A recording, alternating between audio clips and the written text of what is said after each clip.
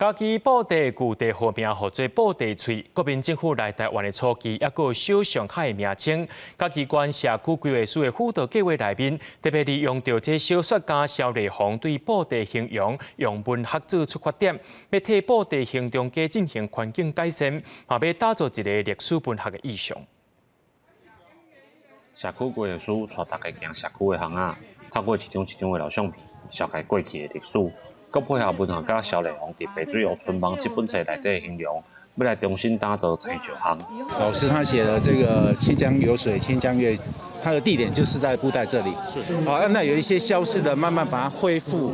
那我想对现在布袋的一个发展也好，或未来文学的发展，或者是在我们台湾文学这一块的文学，至少布袋这边就不会被缺空下来。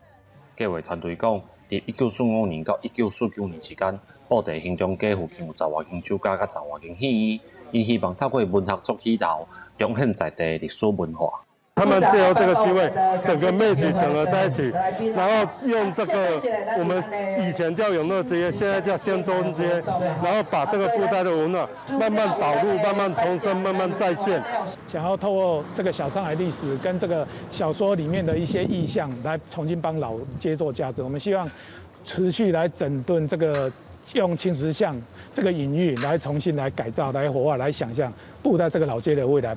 目前这个社区营造的计划会先用过去的文书记录来改善空间环境甲建筑。计划团队表示，未来嘛希望会当找一寡少年朋友，也是要等来故乡的人做伙经营，互布袋有一个会当讲文化甲在地历史的所在。记者林慧婷，家己报道。